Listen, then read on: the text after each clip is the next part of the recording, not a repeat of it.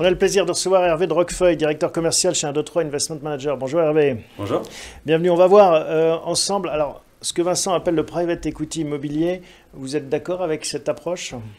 Oui, aujourd'hui, de toute façon, on constate un engouement, comme vous le savez, hein, sur l'immobilier, historiquement de la part des investisseurs français, et plus particulièrement sur le non-côté immobilier, qui a la chance de pouvoir offrir effectivement à la fois des rendements significatifs, en contrepartie d'un risque bien sûr important, et sur des durées courtes. Et je pense qu'aujourd'hui, en tout cas, ça répond aux attentes des investisseurs. Alors, c'est dans ce contexte que vous lancez ce nouveau produit. Quel est son nom ? C'est un fonds professionnel spécialisé donc, qui s'appelle ValueAdd. ValueAdd. Alors, est-ce qu'on peut le décrire en quelques mots ? Quelle est son originalité ? Oui, alors l'objectif de ce fonds, c'est d'accompagner un des spécialistes du marchand de biens parisien, donc qui s'appelle Left Bank. Ça, c'est votre partenaire. Exactement. C'est l'opérateur, celui qui va gérer les opérations. Tout à fait. C'est vraiment lui l'expert métier. On est juste là en tant que financier. On va lui apporter des fonds propres pour deux opérations qu'il a sélectionnées et co-sélectionnées avec notre équipe en interne, notre équipe spécialisée dans l'immobilier. Donc une opération rue de Miromesnil à Paris 8e et une opération à Neuilly. Donc deux opérations définies. Donc c'est des immeubles qu'on achète, qu'on va réhabiliter, remettre aux normes et qu'on va à la fois louer et puis revendre derrière à un acteur institutionnel. Quel horizon d'investissement ? Alors l'horizon cible c'est 5 ans, mais on devrait vraisemblablement sortir avant puisque les opérations on les a déjà sécurisées. Elles vont être déployées là dans les prochaines semaines et une opération de marchand c'est à peu près entre 2 à 3 ans. Donc s'il y a des décalages, etc., on préfère toujours prévoir un petit peu plus large. Alors pourquoi coupler deux opérations ? Souvent, on assiste à des montages équivalents sur une seule opération, que ce soit sous forme de club deal ou autre. Alors, déjà, on a voulu faire effectivement sous forme de fonds pour faciliter la commercialisation. Le process effectivement, de souscription sera beaucoup plus simplifié. Et avoir qu'une seule opération, il y a toujours un risque, même si on l'évoquera peut-être tout à l'heure, mais voilà, il y a ces deux opérations distinctes dans des quartiers très premium, bien achetés, etc. Donc, on est assez confiant sur les opérations, mais c'est toujours mieux pour un investisseur de savoir qu'il est positionné sur deux opérations s'il y en a une qui est vraiment bien. Et alors, si on veut diversifier son risque et si on va dans cette direction, pourquoi ne pas en avoir mis 5 ou 10 dans le panier ? Alors effectivement, c'était aussi une option et on a un autre véhicule chez 123 IM qui jouera plutôt cette carte de la diversification avec plusieurs opérateurs, plusieurs projets, etc. Nous, on a vraiment cette vocation dans le cadre de ce fonds qui est effectivement à la lisière entre un fonds et un club deal, vous l'avez compris. C'est vraiment parce qu'on a deux opérations, deux besoins, j'ai envie de dire, immédiats et donc c'est pour ça qu'on a la capacité de le déployer rapidement, donc on n'en fera que deux. 25 millions d'euros, hein, ça c'est l'objectif de la collecte.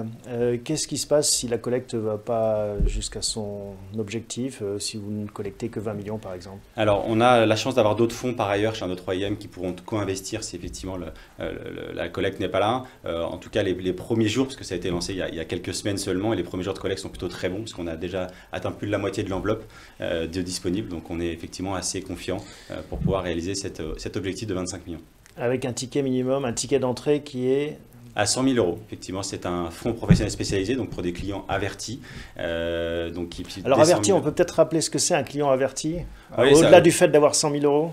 C'est déjà ça, effectivement, c'est la capacité effectivement qu'a l'investisseur à pouvoir mettre 100 000 euros. Et après, effectivement, il faut que ça soit quand même en adéquation avec son patrimoine global, bien sûr. Et comme on le dit, hein, le non-coté ne doit pas représenter plus de 5 à 10%. Ça peut aller jusqu'à 20% sur certains patrimoines. Mais il faut que ça soit fait, encore une fois, de manière équilibrée dans un patrimoine global. L'objectif de rendement sur un tel investissement, il est de quel ordre ?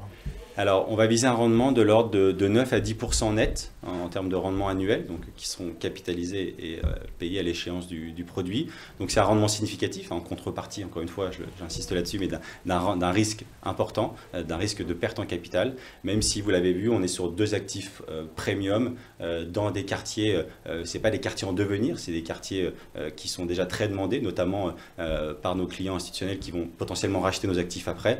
Le premier, encore une fois, Miromesnil, Paris 8e, donc on est en plein cœur du QCA, donc ça c'est un point extrêmement important. Et puis Neuilly, proche banlieue parisienne, un actif de santé qu'on va entièrement rénover. Donc voilà, deux actifs premium dans deux localisations très premium. Comment est-ce que vous faites pour sécuriser ces actifs alors que vous n'avez pas encore complètement le financement ? Alors on a déjà encore une fois une équipe dédiée en interne qui s'occupe de faire le sourcing des opérations. Après on s'appuie sur nos opérateurs. On a parlé de l'F-Bank effectivement qui est le partenaire qui nous accompagne. On a la chance encore une fois d'avoir pas mal de cash à déployer chez notre OEM. Donc on peut sécuriser, se positionner très rapidement sur les opérations. Et après si on met du temps à lever, on a la possibilité voilà, de bridger les opérations sur le plus ou moins long terme. Un mot sur la fiscalité. À quoi ressemble-t-elle? Alors sur la plus-value, on va être sur la fiscalité des valeurs mobilières, donc flat tax ou le taux d'IS pour les personnes morales. Donc il n'y a pas de fiscalité de faveur parce qu'on est sur un sous-jacent immobilier et puis sur une durée, on l'a évoqué, qui va être relativement courte. Point important, c'est que c'est un sujet, donc un fonds immobilier, mais qui n'est pas assujetti à l'IFI. Donc ça peut effectivement... Ça passe sous le radar. Ça passe sous le radar, exactement. Et pourquoi alors? C'est quoi la raison? Alors parce qu'on n'est pas dans une logique d'immobilier de rendement. C'est-à-dire que ce n'est pas un actif qu'on va prendre, garder, percevoir des loyers. C'est que vous portez un risque. Exactement. Et puis surtout, on achète, on rénove et on revend. Donc je vous dis dans un délai de temps à peu près de 3 ans. Et donc ça n'intègre pas le champ de l'IFI. Donc effectivement, pour les clients qui veulent continuer à jouer la carte de l'immobilier, mais sans être pénalisés par l'IFI, ils peuvent effectivement souscrire à cette offre-là. Peut-être un mot sur votre partenaire, hein, l'F-Bank, que vous avez mentionné en introduction. Qui est-il et que fait-il dans cette opération?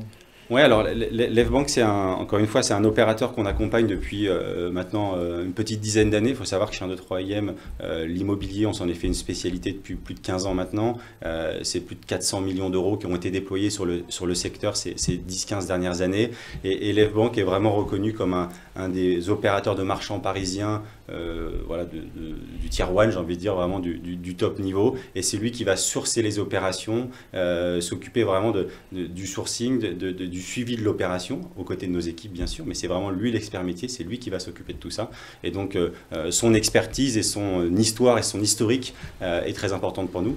Et encore une fois, on a fait pas mal d'opérations avec lui historiquement, qui se sont toutes bien déroulées. Alors même si ça ne présage pas de ce qui va se passer demain, mais en tout cas historiquement, on a une jolie relation de confiance avec lui.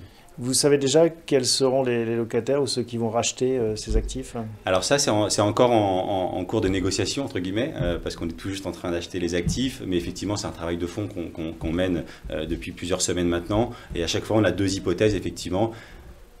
Il va sembler que c'est quand même un institutionnel qui va racheter l'actif en bloc, avec un actif qui sera neuf, énergétiquement propre, avec un bail entre guillemets qui sera ferme avec des locataires dedans. Donc il achète du clé en main, j'ai envie de dire. Et c'est vrai que sur des quartiers comme ça, si malheureusement la conjoncture devait se compliquer, on sait que ce genre d'actifs sur les emplacements premium mécaniquement intéresse beaucoup. Alors justement, on va peut-être finir là-dessus sur votre compréhension du marché et sur vos hypothèses, parce qu'en effet, on est dans un monde chahuté.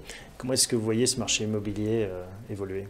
Alors, il faut savoir que notamment sur le bureau, à Paris, il y a une grosse appétence en ce moment pour on va dire, les bureaux de l'ordre aux alentours de 2000 m², donc ce qui est à peu près la cible de Miroménil. L'actif de Miroménil est un actif hybride qui est à la fois habitation et bureau. Donc ça, pareil, c'est quelque chose qui plaît beaucoup aux institutionnels aujourd'hui qui avant étaient très focus soit IMO, on va dire corporate, soit habitation. Là, le fait de leur proposer une mixité, ils aiment bien ce côté justement pour se dérisquer un petit peu. Donc il y a quand même un vrai appétit. De toute façon, il y a encore une fois les investisseurs institutionnels recherchent des actifs qui sont propres, on va dire, énergétiquement parlant, que ce soit d'ailleurs les locataires ou les acquéreurs. Donc le marché, on le sent quand même très bon, même si encore une fois la visibilité tend à se réduire. L'avantage quand vous avez des actifs premium, c'est qu'on sait que quand ça secoue un petit peu, les institutionnels, mécaniquement, se renferment, entre guillemets, sur les actifs premium, donc, dont ces 2 actifs-là qui sont, entre guillemets, selon nous en tout cas, des actifs premium. Merci beaucoup Hervé de nous avoir présenté Value Add, hein, c'est bien le nom de ce fonds. FPS LV Value Add, exactement, oui, tout à fait. FPS LV Value Add. Pour ceux qui s'intéressent chez 123 Investment Manager. Merci et à bientôt. Et bon courage et bonne chance pour cette collecte. Merci. On continue tout de suite avec un autre sujet immobilier. Est-ce que c'est bien une arme anti-inflation? On va aborder cette question avec 2 spécialistes.